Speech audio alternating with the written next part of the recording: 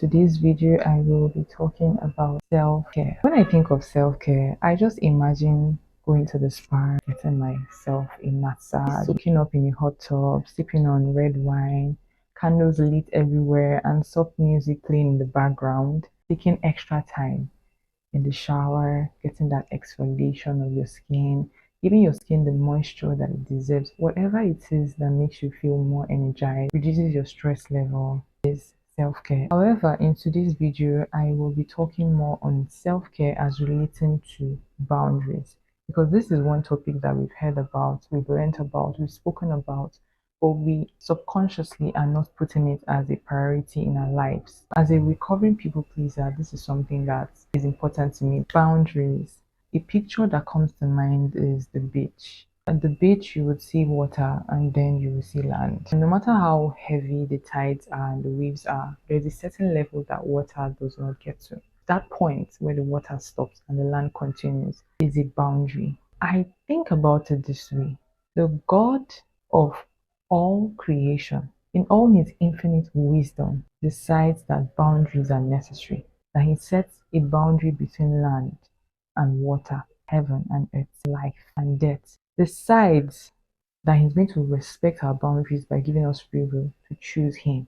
He tells you, "Behold, I stand at the door and knock, and if anyone opens the door to me, I will come into him and dine with him as friends." As much as he made you, he decides to wait at the door of your heart for you to let him in. It is actually your choice to make. If the God of all creation can do that, then we as humans, we definitely need boundaries. I'm talking about this more to people who are people pleasers, who have realized that not having boundaries or having those boundaries are not beneficial to them. It keeps you worn out, it keeps you resentful, and they are ready to make a change in their lives. As I'm one of them myself, as I identify as a recovering people pleaser, I want to just share some things that I now know and some things that I'm now implementing in my life to ensure that I live a much healthier life and foster better relationship with myself, with my time, my energy, and everything around me. In no particular order, the first type of boundary is material or financial boundary. Let's say someone I love so much gives me a sweater, and I don't mind people entering my wardrobe and picking up one of my clothes and wearing them. But with this sweater, I don't want to share it with anybody. That's a material boundary. Financial boundary could look like deciding that for every income I make, there is a percentage I will be setting aside for savings and investments. And then there's a percentage for my expenses for the month. Then there's a particular amount of money I set aside for people I can help. So if someone needs urgent 2K or urgent 5K, this is the money I've set aside for that. If a person calls me asking for financial assistance with urgent 5K or 10K, but the money I set aside for giving and helping people, I've already spent it on some people and it has finished, it is safe for me to say that I don't have any money. I also can decide that as much as that money has finished, I am going to touch for my spending money to give to them, depending on how urgent the situation is. However, I can also say I don't have money. That is a financial boundary. The second type of boundary is an emotional or mental boundary, and the easiest explanation I can think of is if you hate being shouted on. You can actually communicate to people that I will not appreciate you shouting on me. If you want to talk to me about anything, we're going to talk calmly. And if you do not know how to talk calmly, you are either going to learn how to talk calmly or I'm not having it. That's a mental or emotional boundary. There is also the spiritual boundary. Spiritual boundaries look like this is my faith, these are my spiritual values. Whatever it is that is going to come and stand between me and my spiritual beliefs are not entering my space in the first place. That's a boundary. Physical boundaries would look like you being someone who is not a physical touch person, and so by your gestures you can communicate that you don't want someone putting their hands over your shoulder or rubbing on your head or trying to hold your hands or anything like that. You could even be a physical touch person, but this person is not someone you are used to.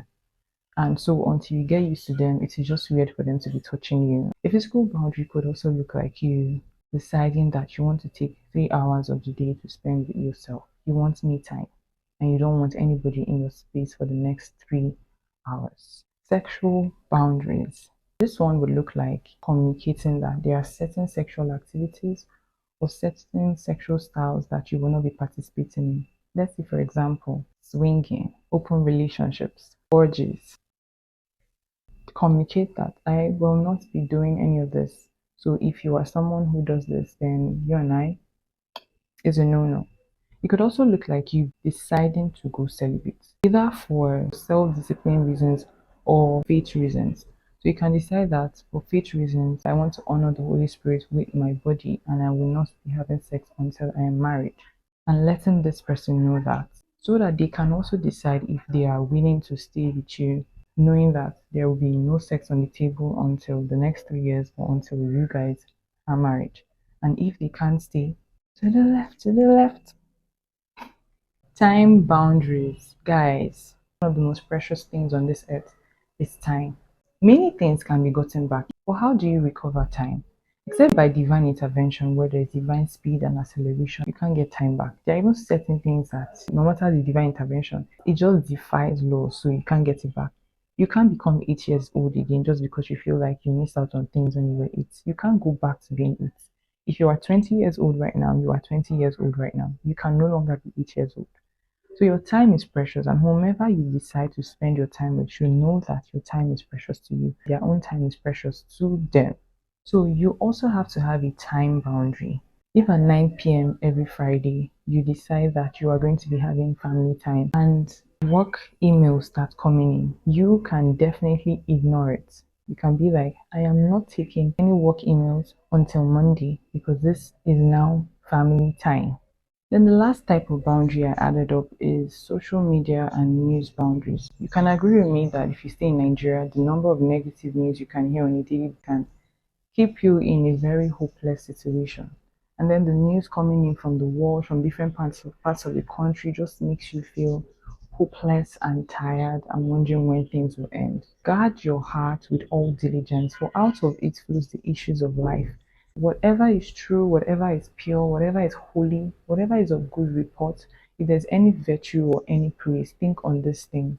So we are supposed to carry a mindset that is positive, that is joyful, that is filled with gratitude. But how do you do that when you're listening to negative news on a daily basis? So I decided that I will not read the news, I will not listen to anything that makes me feel low or makes me feel hopeless. The same thing you can do with your social media as well. There is a block button, mute button, log off button, deactivate account button. So depending on how critical and serious your issue is, you can decide to block, to mute, to unfollow, to log out, or to deactivate your account. But you're doing this because you cannot allow jealousy foster in your heart by looking at certain people's pages. Jealousy is a poison that should not be in your heart in the first place.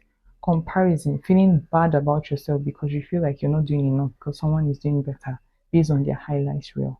So you can set boundaries with your social media and the news as well. Now that we are done with knowing the different types of boundaries, what's next? Sit in self-examination and self-awareness. Ask yourself, am I actually a people pleaser? How tight or loose are my boundaries, or do I not even have boundaries at all? How do I feel when I refuse to communicate my boundaries to others? Be honest with yourself. Communicate your boundaries. 3 ways you can do this. The first one is to use your words. The second way is by action. You don't have to say it, you can just show it by your actions. And when they see how serious you are, they will make amends. Third one, use both your actions and your words to communicate your boundaries. Be assertive and be firm when communicating your boundaries. You do not have to be mean, you do not have to be rude. You can be gracious while being assertive and firm. Let them just know that I am serious about this and I am not bulging. The next step is to enforce the boundaries that you have already communicated. Some people would respect your boundaries as soon as you communicate it to them. Then there are some people who will not respect your boundaries. Some people who will take you as a joke because you never had any boundaries, so you have to be joking. Enforce the boundaries with your actions. Make sure that there is a consequence or a repercussion for violating your boundaries. You have a friend that you tell your secrets to, and you start to hear your secrets in the mouth of other people. And you go to communicate with her or him, knowing that maybe they are not aware that you would not like to share the stories with other friends yet. And tell them that whenever I tell you a secret, I am actually telling you because I trust you and I want you to know about it. I'm not telling you because I want X, Y, and Z to know about it as well. So I would like it if you don't tell my secrets to others. And then you keep telling your secrets to others after that, they just violated your boundaries. And if you keep quiet about it or you continue to be friends with them, they will think that it is a license for them to keep doing the same things that they are doing. Pull out. Pull out of the friendship. Leave them alone. Leave them where you met them. Expect to feel fear and guilt. You are new to this thing. Until this point, you never had boundaries. You never even saw the need to set a boundary, or you were too scared to set a boundary. Now you have to communicate your boundaries. It is a muscle that you are still trying to work, and so it is going to feel strange. So the advice is feel the guilt, but still set your boundaries. You can feel guilty that, oh, I've always been there for them, and now I will not be there for them anymore. How would they survive without me? Guy, you are not God. People will survive without you. If you were dead, they will not die with you, they will survive without you. So feel the guilt, feel the fear, and don't bulge. People pleasing seems like it is selflessness, but it is actually selfishness. You have to get to the root of why you do what you do. You want people to like you. You want to be validated by them. You want something from them. So it's about you. So it is selfishness. But selfishness to your own detriment. You're trying to gain validation from people, but you are also burning out. But you are also not being yourself. But you're depriving people who will love you the way you are from knowing who you really are because you have to perform for people. I had to ask myself this question too. Love your neighbor as yourself. You love yourself first, and then you can know how to love your neighbor according to the measure at which you love yourself. It means you burn yourself out just to please others. Say no. No is a complete sentence. We've heard about it, it's a popular saying, and it is the truth. Say no without having to over explain yourself or to give excuses. And that's something I struggle with and I'm learning so far. Sometimes I don't know how to just say no without trying to explain to people why I'm saying no. You might be inviting me to do something, and the honest reason why I don't want to do it is because I don't feel like it. That's it. There's no deep story to it. I just don't feel like it. You just feel guilty for saying that to someone. It's like I have to have a legitimate reason. So you have to start looking for excuses or trying to over explain yourself so that they can understand, so they can feel good about yourself. No, it's actually a complete sentence. However, I am saying this within context. It's not every relationship that you have that no is a complete sentence. So let's say you have a partner who is having a promotional party in the evening, and that same day you'll be having a work spillage, and so you will not be able to attend. And you say no to him or her because of that, and you did not give a reason. I'm sorry, but you will not have a relationship to come back to. It's like dating a person and you guys talk every evening before you go to bed. And this particular day, you are too tired that you can't talk. You decide that you're going to tell them, I'm not going to call you today. Okay, good night. Just say goodbye to your relationship. Say yes. Say yes to things that energize you. Say yes to activities that you love to do. Say yes to the company that makes you happy. Next one is to expect some people to throw tantrums. This is new to them. The girl or the guy who has always been on their beck and call, the one who is a yes man, suddenly isn't a yes man, suddenly has boundaries. They will be insulted by your boundaries. How dare you have boundaries? Your new boundary does not benefit them. So they are going to be throwing tantrums and they are going to be trying to push at your boundaries to see if you will bulge. Do not bulge. Feel the guilt, feel the fear, feel the discomfort, but do not bulge. Next one is to expect a loss of friendships and opportunities. Some relationships finally evolve and become better after they finish pushing at your boundaries and you did not bulge. They just make adjustments and continue the friendship or relationship with you.